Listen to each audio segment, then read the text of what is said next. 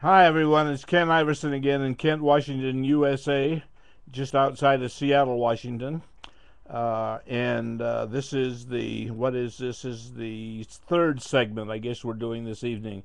It's Monday, August 30th, 2010. It's 11:09 in the evening. Getting ready to go into the 31st, which is a day that President Obama is going to address the nation from the Oval Office on the war in Iraq, the winding down of the war in Iraq. The 31st being the day that combat troops are supposed to be completely withdrawn. Well, not completely, but withdrawn from Iraq. We had some return to, I believe it was Fort Lewis the other day from Iraq, and it was good to see him come home. I wish they'd never been there to begin with.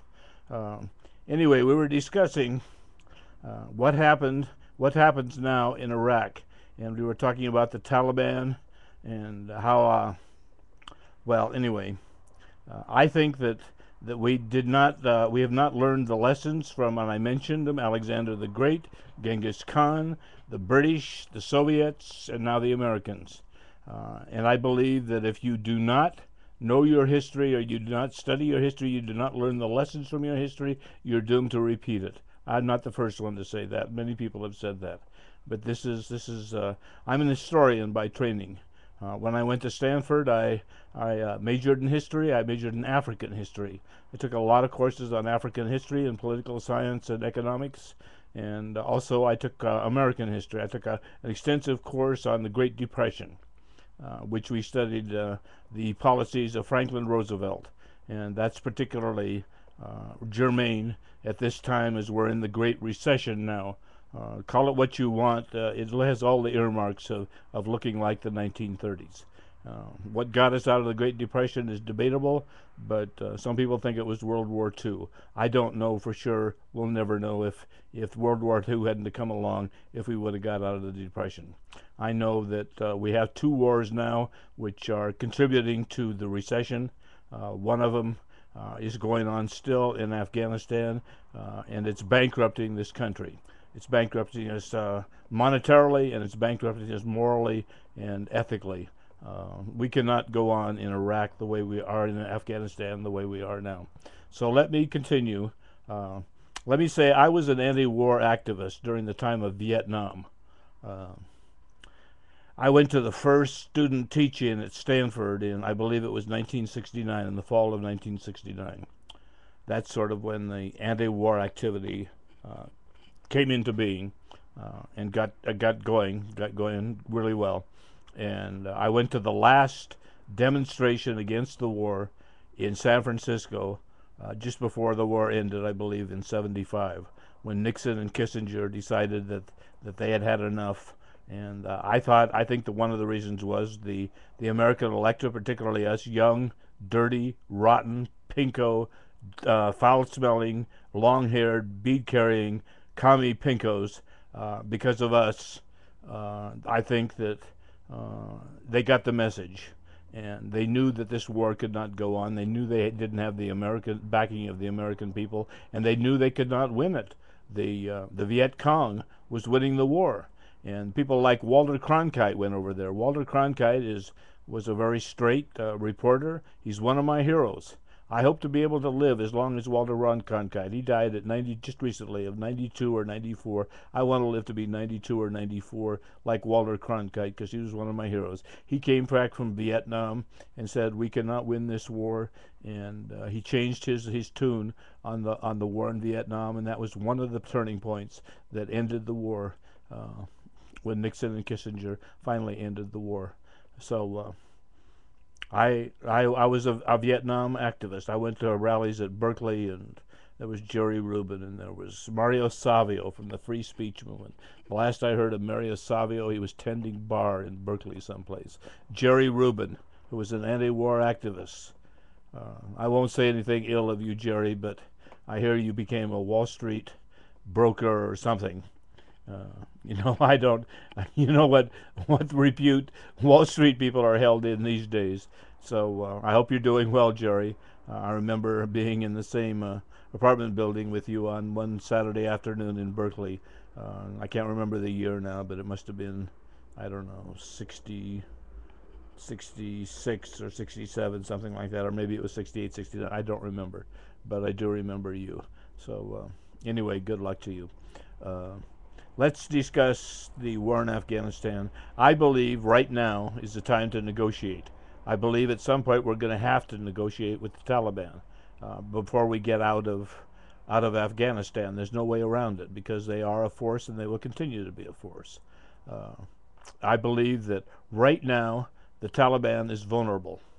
Uh, they are in the midst of a PR nightmare for two reasons, at least two reasons. One of them is Bibi. Well, I don't know if you all know about Bibi, but it's certainly. I'm going to hold this magazine up here again. I showed this a couple of days ago. Can you see that? Can you see Bibi? Can you see that her nose has been cut off, and you can't see her ears in this cover on Time magazine?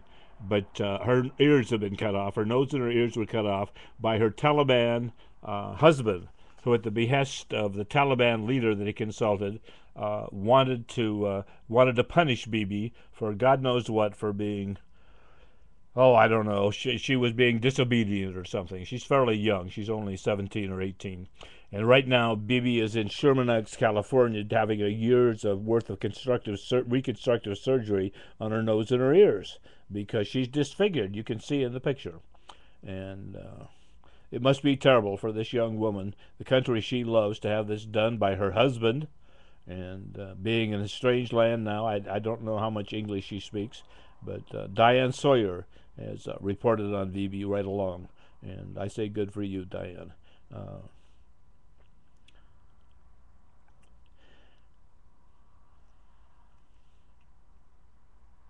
There was another Afghan woman on the cover of Time magazine. It's one of the most famous covers that Time ever had.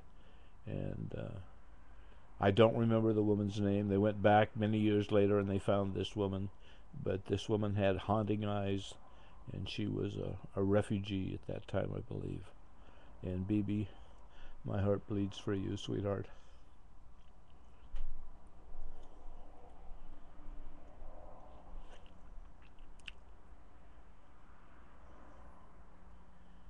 Anyway, I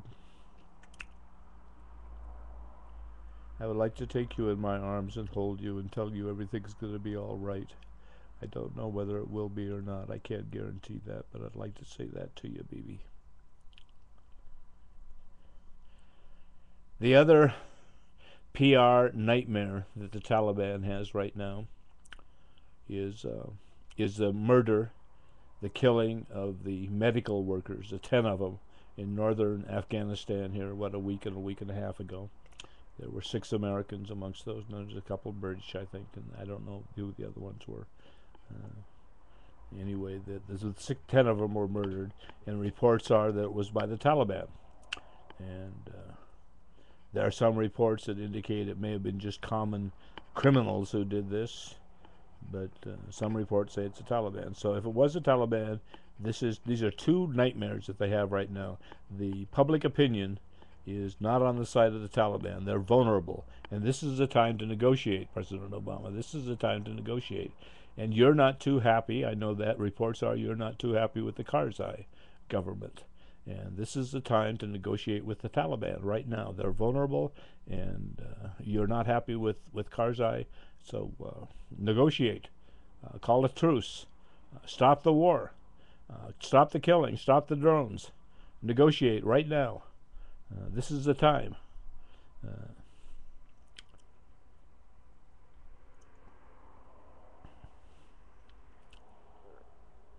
You know,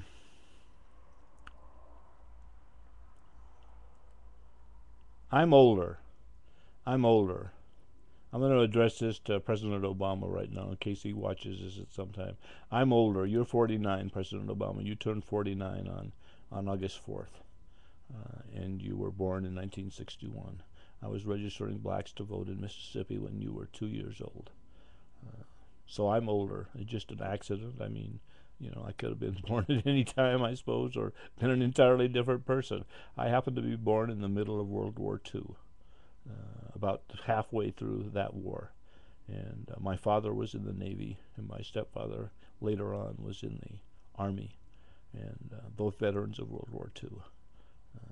And I'm older. I'm 67, and in that part of the world, it counts for something. Age counts for something. It doesn't in this country as much.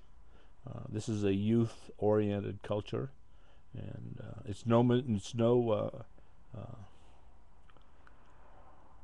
mistake that in the East, in the Middle East, the mullahs, the Muslim mullahs, are older, and they are the ones who have the experience. And think what you will of the mullahs in Iraq or with Khomeini or whatever, but they are older. In this country, the young, it's a youth culture in this country. The young Muslim leaders are younger. I've seen videos of them. I've had Muslim friends send me links, and I've seen videos of these young men, and they are younger, and it counts for something in that part of the world. I don't know how old Hillary Clinton is, but she's not 67, I know that, and I'm not even suggesting, well, I am suggesting, I guess, that my age counts for something. And I have friends.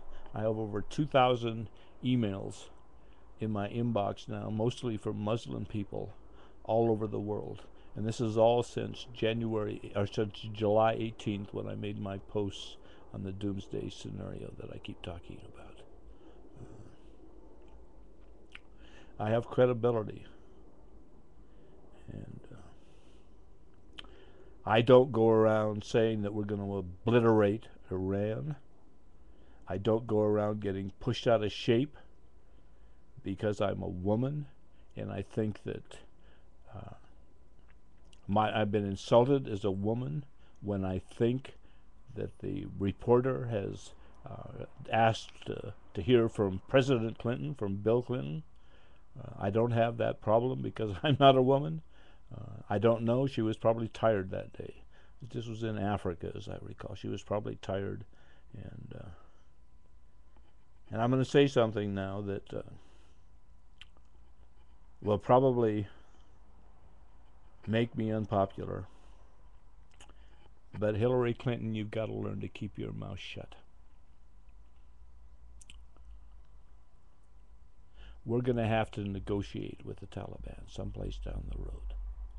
And it's better that we do that. How would you like it if they called you the names that you called them after the murder of the medical missionaries? How about if they called you what they called them? I don't even recall the words were, but they were.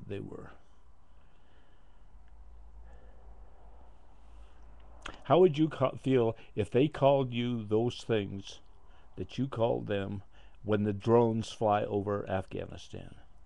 Because I don't know whether it's in their press, whether it gets into their press or not, but people in that part of the world are thinking the same thing that you thought about those Taliban members who killed the medical workers.